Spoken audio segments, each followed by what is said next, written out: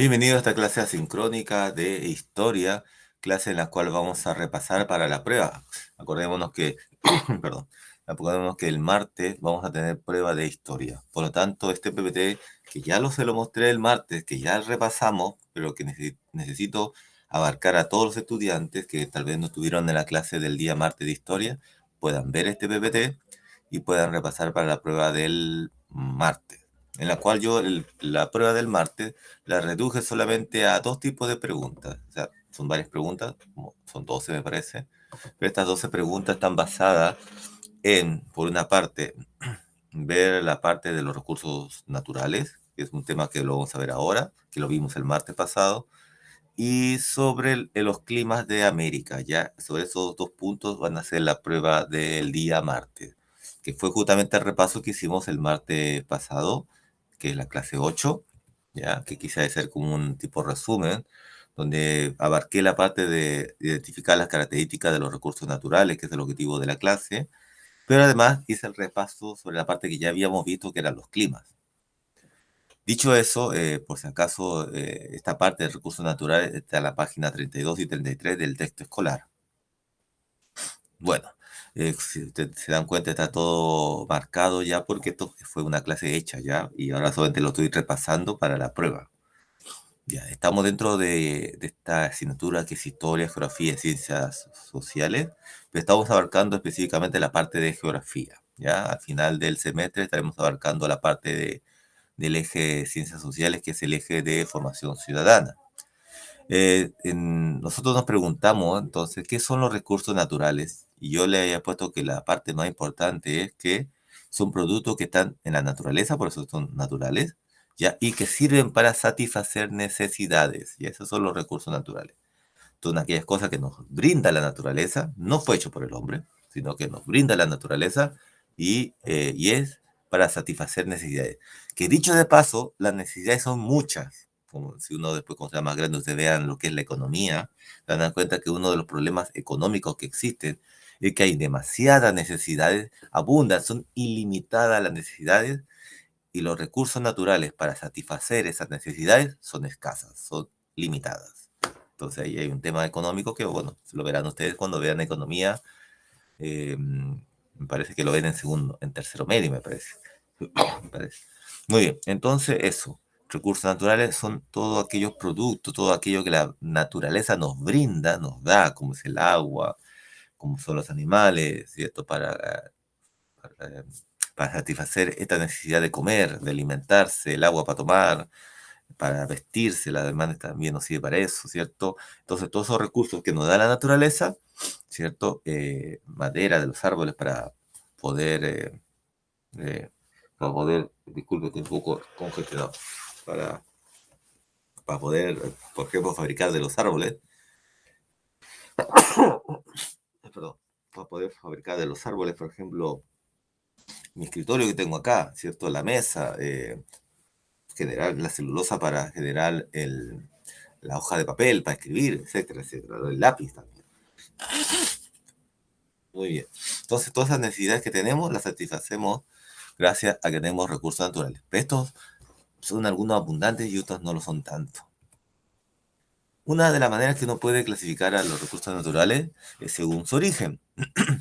Hay recursos naturales que son agrícolas, es decir, fruta, verduras, ¿cierto? Que salen de un cultivo. Ganaderos, como en el caso de la vaca, ¿cierto? El chivo, ¿cierto? La llama, eh, la oveja, etcétera. Entonces, se puede sacar recursos ganaderos. Los árboles, ¿cierto? Cuando es un árbol para construir una casa de madera, una repisa, o a las hojas que usamos para los cuadernos, son recursos forestales. Recursos marinos como los peces, ¿cierto? Que uno quiere pescar un pez para después comérselo. Minerales como el oro, como el cobre, que no sirve tanto hoy en día.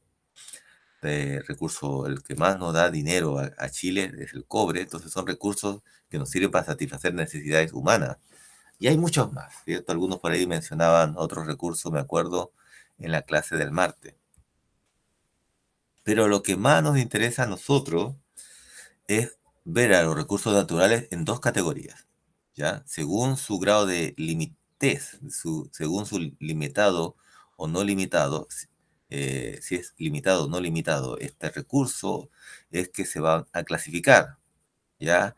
Es decir, cuando hablamos de limitado, hablamos que algo se agota, que se termina, que no se renueva, ¿ya? Por lo tanto, justamente los recursos que se renuevan, los recursos que no se agotan, que son renovables, son aquellos que al hacer uso de ellos se pueden volver a regenerar, se pueden volver a reproducir o se pueden volver a aumentar, ¿cierto? Si yo me como un pez, ese pez no se va a regenerar obviamente porque se murió. Sin embargo, hay otros peces y esos peces se pueden reproducir de nuevo y habrá más peces en el agua, ¿cierto? Por tanto, es algo que es renovable, ¿ya? Perdón, el agua lo mismo, ¿cierto? El agua, uno toma agua, después la bota, ¿cierto? Después cae por las tuberías hacia el mar, del mar es absorbido por, la atmósfera, llega a las nubes, y entonces se condensa en las nubes, el agua gaseosa se vuelve líquida de nuevo, condensándose y después precipita como lluvia. Y vuelve de nuevo a los ríos, lagos y después llega por los ríos de nuevo esta agua potable, agua dulce, eh, que vuelve a nosotros, ¿cierto? Entonces son recursos que son renovables, ¿ya? Versus los recursos no renovables que no se vuelven a producir, ¿cierto? Uno lo utiliza y ya no hay cómo hacerlo de nuevo. O a veces sí se pueden hacer de nuevo, pero necesitamos millones de años para hacerlo, por lo tanto es casi imposible, porque no lo puedo hacer directamente. En cambio, para que se reproduzcan dos peces, eso es rápido, ¿cierto? No necesitamos de millones de años para que se reproduzcan y nazca un nuevo pez, sino también sería no renovable. Y ahí tenemos, por ejemplo, los minerales como el carbón, el petróleo. Yo les mencionaba en la clase del martes que, por ejemplo, el petróleo nace de los dinosaurios, de los fósiles, como decía uno de sus compañeros, de los fósiles, producto de estos dinosaurios, es que se producen eh, el petróleo.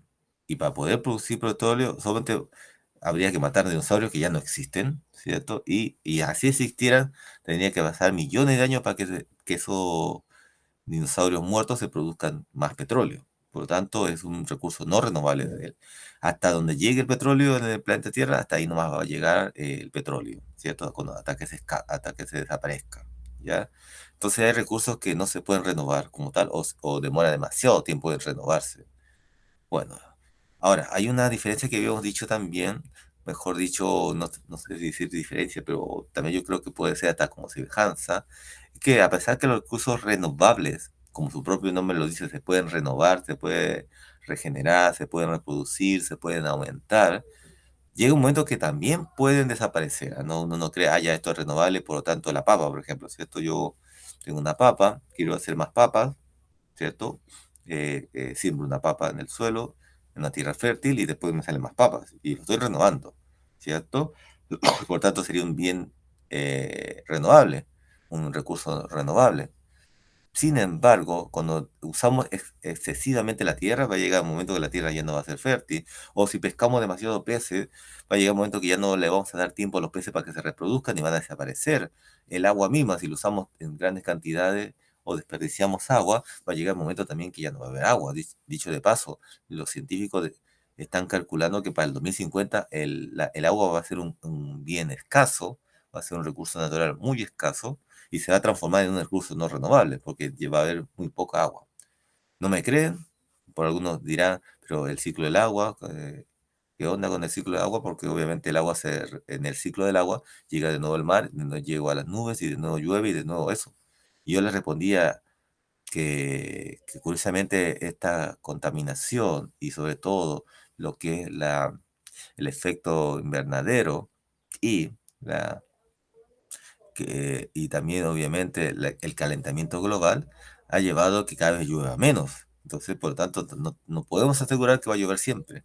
Dicho de paso, tenemos el ejemplo del planeta Marte, que muchos científicos han dicho que Marte había una época agua, pero que después del calentamiento global en Marte se quedó sin agua. Y sabemos que es un planeta muerto, que no hay vida en Marte, justamente porque se quedaron sin agua, porque uno de los factores para que haya vida es el agua.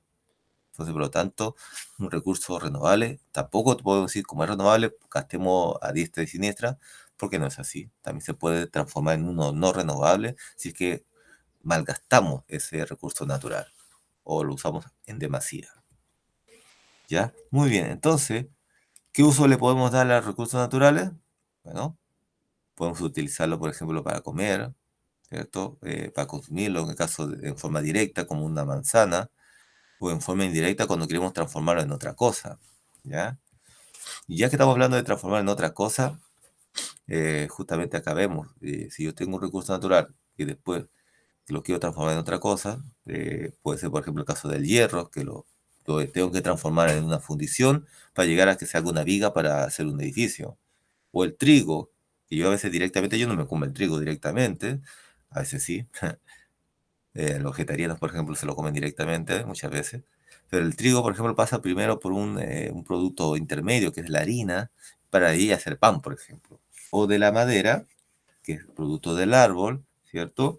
Que después se transforma en celulosa para llegar a ser después papel, que es una de las tareas que yo le había dicho para que puedan ustedes investigar. Ya esos serían productos intermedios, ¿cierto? Recursos que son intermedios que uno directamente no los utiliza, pero que pasan por un proceso para llegar a nosotros y utilizarlo porque son una necesidad. Acordémonos que siempre un recurso natural está relacionado a una necesidad que es ilimitada. Siempre tenemos muchas necesidades. Sin embargo, los recursos no son tan son escasos comparados a las necesidades que tenemos.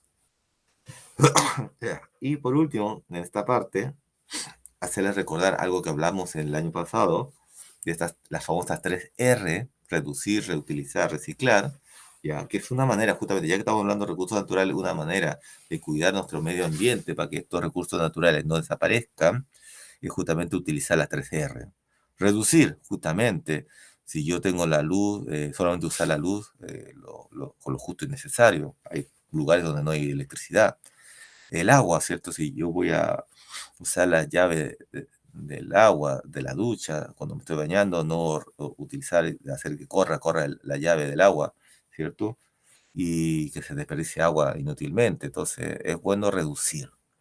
Reutilizar, ¿cierto? Cuando yo, por ejemplo, uso una botella, no sé, de una bebida, ¿cierto? Una botella reutilizable, y de nuevo la vuelvo a utilizar, ¿cierto? En vez de estar botando botella de plástico, que eso después va a ser basura, ¿cierto? Para el día de mañana. Entonces puedo reutilizar. Ahora, si yo no quiero tomar más bebida, lo cual sería bueno porque para hacer un litro de bebida, Coca-Cola, Pepsi, etcétera, necesito como 1000 litros de agua. Entonces decimos que el agua se va a volver en el 2050 en un bien escaso, y sin embargo seguimos tomando bebida, como es el caso de la Coca-Cola. Entonces es como que ilógico, ¿cierto? Ilógico porque si yo quiero salvar al planeta y tomo bebida, que voy a gastar mucha agua para producir un litro de bebida, ¿cierto? 1000 litros para generar un litro de bebida, entonces estamos mal, ¿cierto? Entonces, mejor es reutilizar para no gastar, ¿cierto? Y usar la misma botella para reutilizar siempre, usarla como un macetero, tal vez, si no quiero tomar más bebida, pero reutilizar para que no se vuelva una basura. Y por último, el reciclar, ¿cierto? Que eso tiene que ver con transformar este producto en otro, pero esto se hace vía una industria. Por lo tanto, nosotros podemos contribuir al reciclar mandando a estos contenedores, en la escuela hay, por ejemplo, contenedores que separan lo que es plástico, contenedores tipo basura, ¿cierto? Donde se pone lo que es plástico a un lado, lo que es cartón a otro lado, lo que es vidrio a otro lado, para que después se recicle, se mande a una fábrica de reciclamiento y lo transforme de nuevo en vidrio o en otros productos. Como tal. Eso es reciclar. Después vimos las zonas climáticas, en la cual, como vemos en este mapa del planeta, según en la zona que estemos va a haber una temperatura distinta. Obviamente en los polos la temperatura es muy helada. Entonces, mientras vamos bajando más hasta la línea de Ecuador, vamos a tener un clima más tropical o más cálido. Acá se va a ver mejor, ¿cierto? Esto está muy marcado, obviamente, porque esto ya lo hemos visto, en el cual vemos cómo la zona fría es porque los rayos solares llegan muy inclinados, por lo tanto, la zona fría. En cambio, en la zona cálida, que está al medio, sobre todo en la parte de línea de Ecuador, hace mucho calor porque las líneas de los rayos solares caen en línea perpendicular con la Tierra, entonces es donde está más centrado, ¿ya? Y cuando cae un poco inclinado es hacia los trópicos de Cáncer o de Capricornio, hacia la zona del Círculo Polar Ártico o Antártico, que son las zonas templadas, que los climas son un poco más gratos porque no hacen ni tanto calor ni tanto frío, porque están en un término medio. Dicho de paso, yo les comentaba que en este momento, el día de ayer, que fue el día, ayer, bueno, el día 22, el día martes, perdón, no el jueves, sino el martes, el martes 22 empezamos nuestra famosa primavera tan anhelada. Esperemos que el clima cambie, las temperaturas aumenten, ¿cierto? Como tal, va a ser un clima más rico para vivir, ¿cierto? Y es justamente en la primavera, en el caso de nosotros, es cuando el sol está justamente muy alineado, como se ve en la imagen, con la línea del Ecuador. Exactamente. Porque no siempre estamos a la misma altura entre el sol y la tierra. En verano, por ejemplo, el sol está más abajo, o la tierra está más arriba, no sé cómo decirlo, están alineados más con el trópico de Capricornio. Y eso es verano. Y en invierno el sol está alineado más con el trópico de Cáncer, por eso es invierno, por eso la rayo solar está más fuerte acá y ellos están en verano, nosotros estamos en invierno, ¿ya? Entonces eso le doy esta explicación para poder entender cómo es que se forman los climas según la zona que vivimos. Las zonas cálidas están al medio, las zonas templadas están más al norte o al sur, partiendo del trópico de Cáncer en arriba, al norte o trópico de Capricornio en el sur, y después las zonas más frías, según el círculo polar ártico arriba o el círculo polar antártico y los polos, ¿cierto? Dicho de paso, las zonas que están más al medio, es decir, la línea del Ecuador, que está acá al medio separando la Tierra en el hemisferio norte y el hemisferio sur, es la zona que hace mucho más calor y la zona más tropical, ¿cierto? Mucha lluvia, abundante lluvia, mucha temperatura. Sin embargo, cuando vamos yéndonos más al sur o al norte de la línea del Ecuador, la temperatura sigue siendo calurosa, no tanto tampoco, pero es calurosa igual, pero se, se transforma en desierto. Por eso nosotros estamos por aquí, casi. Estamos casi llegando al trópico de Capricornio, por eso que nuestro clima es desértico, ¿ya? Ya pasando la zona del trópico de Capricornio, por ejemplo, o del trópico de Cáncer, en el caso del norte, ya se vuelve un clima templado y es un clima totalmente distinto. Y lo sabemos, nosotros vamos ya desde Coquimbo, La Serena, hacia abajo, hacia el sur, vemos un clima totalmente distinto al clima de Iquique, por ejemplo.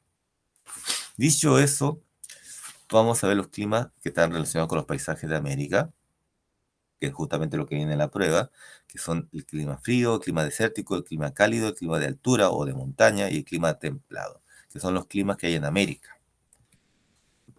Esto ya lo habíamos visto en otra clase, en todo caso, pero acá lo hacemos como un resumen. Los climas fríos, obviamente, la temperatura es muy baja, obviamente, hace mucho frío, estamos en los polos, y las precipitaciones son habitualmente en forma de nieve, obviamente porque es tan frío que el agua que es líquida, ya cuando va cayendo en la precipitación, cae ya como nieve, como algo sólido, y no como algo líquido, por el frío. Tenemos en los climas desérticos como nosotros, donde hay una escasez de precipitaciones. Sabemos acá que casi nunca llueve, ¿cierto? Y algo muy interesante, que no nos pasa a nosotros porque estamos, a pesar de estar en un clima desértico, estamos al lado del mar.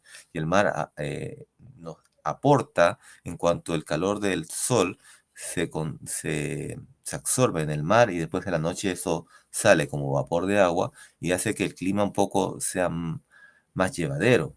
Sin embargo, cuando uno se va a Pozalmonte, a La Tirana, a La Huayca, a Pica, uno nota, ahí sí que nota el clima desértico porque está muy alejado del mar, y ahí sí se nota que en las noches y en la mañana, madrugada, es muy helado, ¿cierto?